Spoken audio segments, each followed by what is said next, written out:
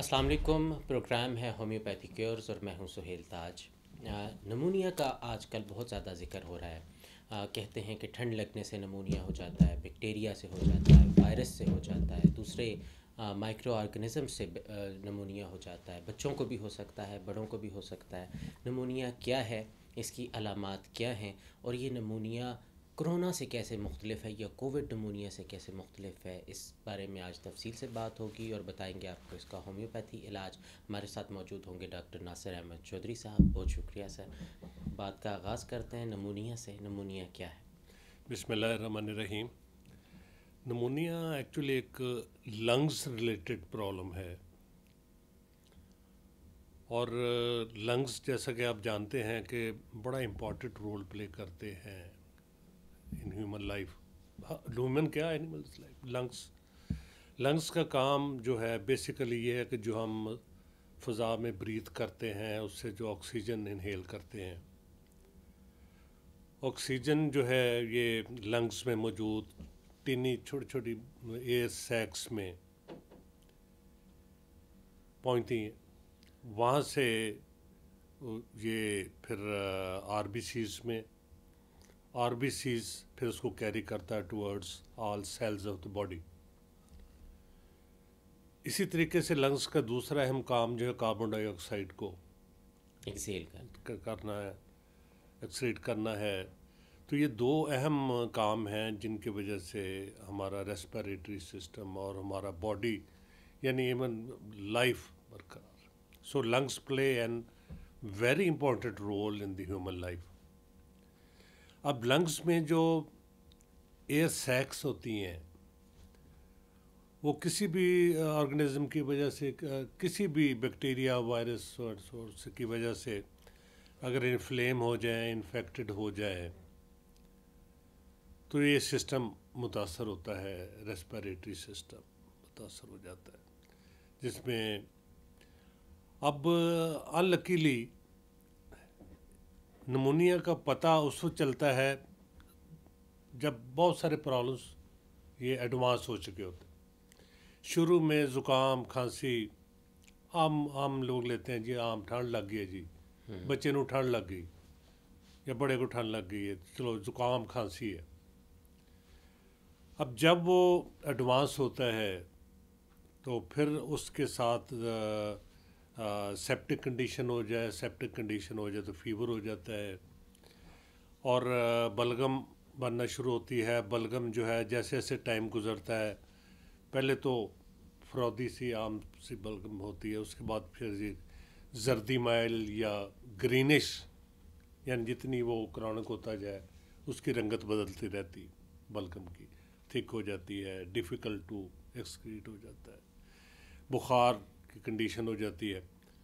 अब इसमें ऐसी सूरत हाल पैदा हो जाती है, यानी ये जानलेवा भी साबित हो सकता है नमूनिया, अगर इसको अनचेक छोड़ दिया जाए, इसका सही ट्रीटमेंट ना किया जाए तो ये मर्ज़ बड़ा बच्चों में और ख़ास तौर पे बूढ़े लोगों में, पर्टिकुलरली उन लोगों में जिनका इम्यून सिस्टम वीक हो, कमज़ोर हो, लंग्स वीक हो, वो इसमें ज़्यादा क्रिटिकल कंडीशंस में आ जाते अच्छा हैं। डॉक्टर साहब, ये आम ठंड जो है, नज़ला, ज़ुकाम, बुखार, इससे नमूनिया को कैसे डिफ्रेंशिएट किया जाएगा, किस स्टेज पे किया जाएगा? नहीं, निमोनिया अच्छा ये एक तासर बड़ा मैं समझता हूँ कि फैक्चुअली मेडिकली स्पीकिंग कि ये सही नहीं है कि ठंड लगी निमोनिया हो गया। निमोनिया तो आपके इम्यून सिस्टम के मुतासर होने से और ड्यू टू एयर सैक्स की इन्फेक्शन से, इन्फ्लेमेशन से, बैक्टीरियल इन्फॉर्मेशन से। अच्छा, इसमें ठंड का कितना रोल है या नहीं है? ठंड एक यानी एक टेंडेंसी डेवलप उससे हो जाती है, अगर यानी उसको वर्स्ट कर सकती है बस ठंड, हाँ, रीज़न नहीं है रीज़न ठंड। नहीं इसकी बनती।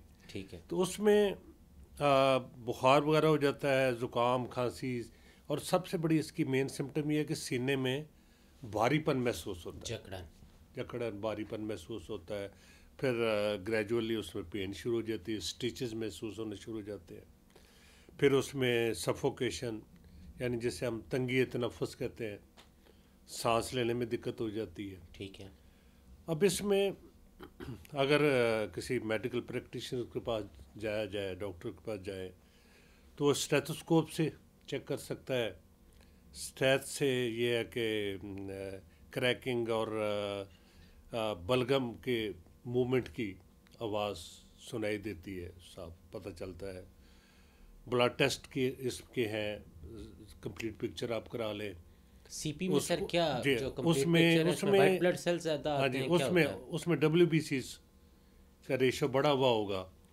ये नेचर का निज़ाम है कि वो किसी भी इन्फेक्शन को, इन्फ्लेमेशन को फाइट बैक करने के लिए WBC की तादाद जिसमें ब्लड में बढ़ जाती है।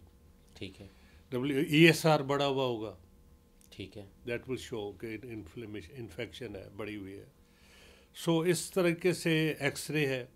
सर एक्सरे एक्सरे से पहले अगर हम CRP पे बात कर लें, प्रोटीन लेवल जो जिगर से वो जाते हैं, कुछ प्रोटीन जो है वो ब्लड में जाती है। नहीं, वो इसमें देखें, नमूनिया में यही 3-4 चीज़ें प्राइमरी। एक स्पायरोमीट्री का इस्तेमाल, ठीक है। आपने देखना होता है कि सांस का क्या लेवल है, पल्स का क्या लेवल है, और इसके अलावा आपने एक तो सर ऑक्सीजन लेवल हो गया जिसको सेचुरेशन कहते हैं। हाँ। दूसरा आपने बताया पल्स, तो वो हार्ट रेट को पल्स कहेंगे, वो कितनी हार्ट होनी रेट पल्स से चाहिए? रिलेटेड ही होती है। वो कितना होना चाहिए? वो तो नॉर्मल से अगर एक्सक्रीट कर जाए तो देन इट और शोज। नॉर्मल लेवल क्या है सर? नॉर्मल पल्स क्या कहते हैं आप, 70 से 100 70 और 80 के दरमियान हो तो। और एलिवेटेड होगा तो कितना होगा सर? डिपेंड करता केस टू केस, इन्फेक्शन कितनी है और लंग्स कितने मुतासर हुए हुए हैं। उसमें मेन रोल तो उसे मैं समझता हूँ कि स्टैथ से उसकी नाइस आवाज़ सुनी जाए, ठीक तो है। उसमें आपको बलगम या रेशा की रैटलिंग की आवाज़ चेस्ट में से, चेस्ट कंजेशन का पता चल जाता है, ठीक है। चेस्ट कंजेशन आनी शुरू हो अच्छा जाती है। सर, आप एक्सरे की बात कर रहे थे, अगर चेस्ट का एक्सरे करवाया जाता हाँ। है तो उसके लिए जो कंसल्टेंट है उसकी रिपोर्ट इम्पॉर्टेंट होती है, या डॉक्टर खुद भी देख के उसको एनालाइज कर सकता है कि ये किस लेवल का ये infection है? रेडियोलॉजिस्ट का काम है बेसिकली तो, लेकिन ये है कि ये बड़ा कॉमन होता है, एक्सरे देखना कोई इतना बड़ी टेक्निक नहीं है। एंड जनरल फिजिशियन जो है वो भी देख सकता है।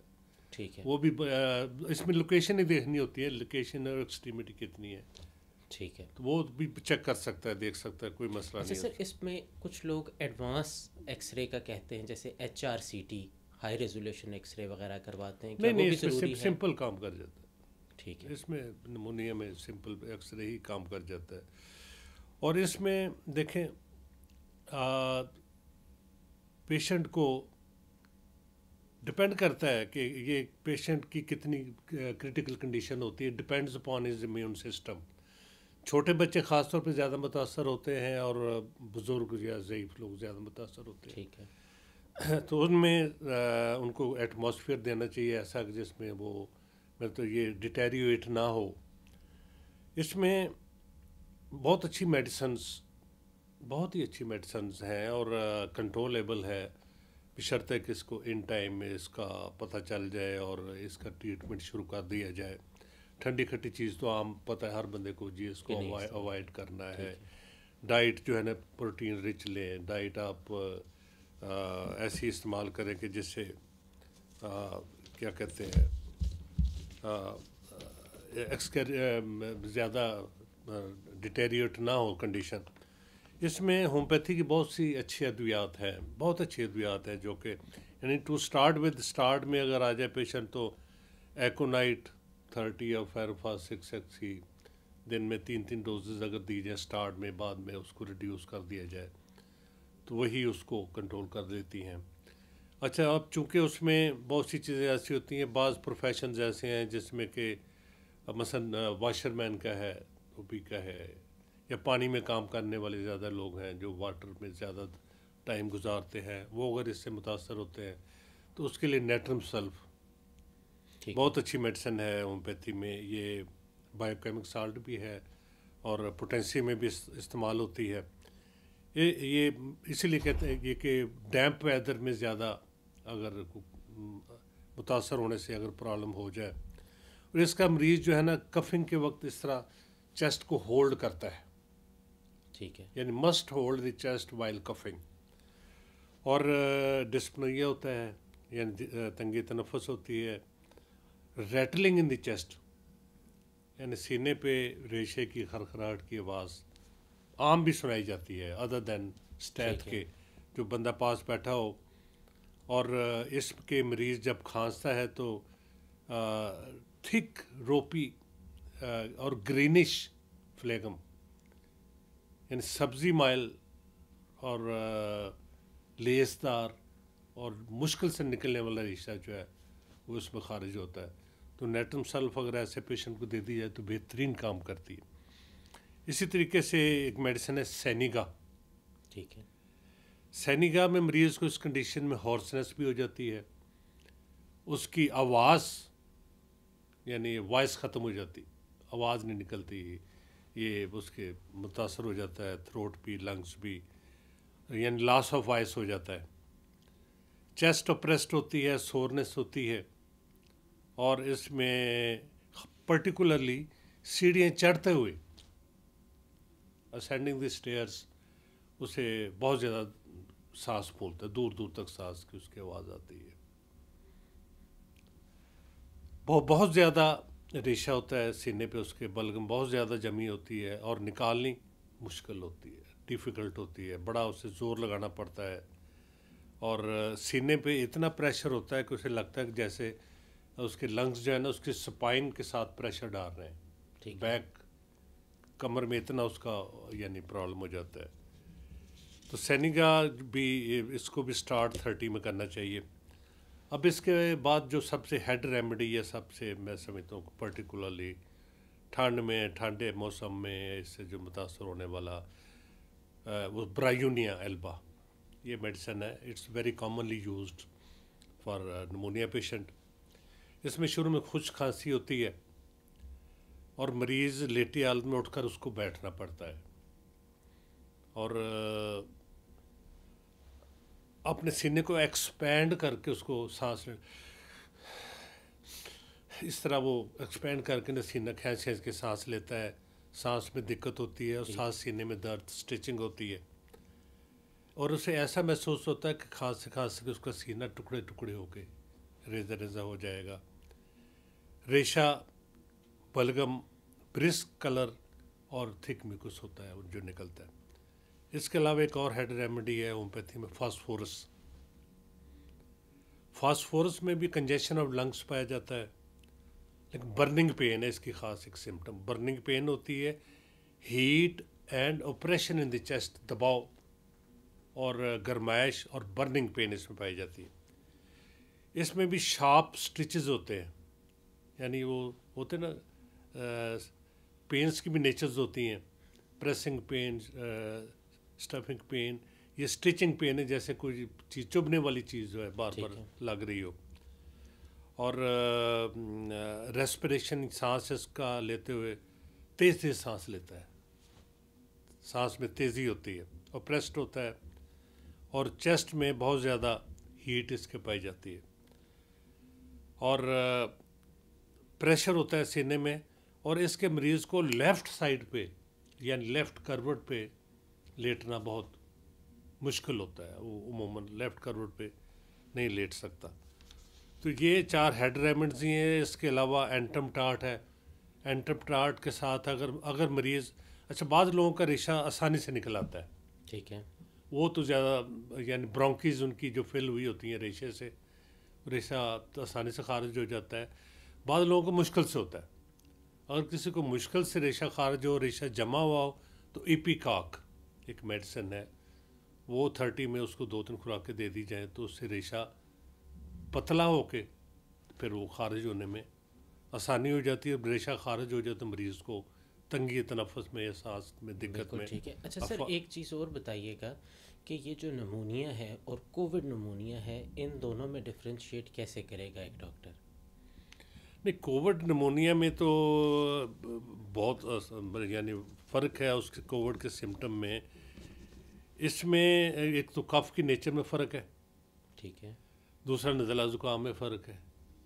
کہ اس میں ڈرائی کاف اور ہیکنگ کاف، اور وہ بندہ کووڈ کی تو سمٹم بالکل ڈفرینٹ ہے. اس میں آج کل جو آپ دیکھ رہے ہیں کہ ضروری نہیں کہ بندے کو بخار بھی ہو اور بندے کو سمٹم بھی ہو. کووڈ ہوا ہوتا ہے، کووڈ تو اپنی شکل بتاتا ہے. یہ تو پہلے دن سے ہی نمونیا کا مریض جو ہے نا، اگر اس کو خدا نخواستہ ہو کھانسی زکام اور اس کو سمٹم سیپٹک کنڈیشن شروع ہو جاتی ہے، اس میں ٹیکس ٹائم، اس کا انکیوبیشن یعنی 14 دن 15 دن کے بعد وہ اپنی شکل دکھاتا ہے، پتہ چلتا ہے خاص طور پہ. تو کووڈ کا تو ظاہر ہے کہ ایک ریسٹرکشن ہے اس کو ٹریٹمنٹ شیٹ میں بتانے پہ، تو وہ ہم اس کا ذکر نہیں کریں گے، لیکن اس کے رسک سمٹم میں بہت فرق ہے. یہ تو سمپل نمونیا میں تو شروع میں ہی اگر اسٹیٹس چیک کیا جائے تو اس میں وہی ایئر سیکس جو ہے نا لنگس کی، اس کے اندر ریشہ بلغم پس فارمیشن ہو جاتی ہے. متاثر لنگس نے ہونا اور ایئر سیکس نے ہونا ہے، دونوں کے اندر، مگر سمٹمز ڈیفینیٹلی ڈفرینٹ ہوں گے. ٹھیک ہے، thank you so much sir. Pneumonia کو بالکل آسان نہ لیں، خاص طور پہ اس موسم میں جب کہ ایک وبا کا موسم ہے. اگر سردی ہوتی ہے، زکام ہوتا ہے، چلز ہوتے ہیں، ٹیمپریچر 102 یا اس کے قریب ہوتا ہے، تو فوری طور پر ڈاکٹر سے رابطہ کریں، کیونکہ یہ ایک لائف ٹیکنگ تھریٹ ہے، بیماری ہے. خود سے میڈیکیشن نہ کریں، جو ڈاکٹر بتاتا ہے اسے فالو کریں، ریسٹ کریں، اپنا خیال رکھیں اور اپنے ارد گرد تمام لوگوں کا، اپنے رشتہ داروں کا، اپنے اقربا کا، سب کا خیال رکھیں. تمام لوگوں کو آگاہی دیں، اور سب سے ضروری بات یہ ہے کہ جب بھی کوئی پرابلم ہو تو فوری طور پر ڈاکٹر سے رجوع کریں. آج کے لیے اتنا ہی. سہیل تاج کو دیجیے گا اجازت. اللہ نے کے بعد.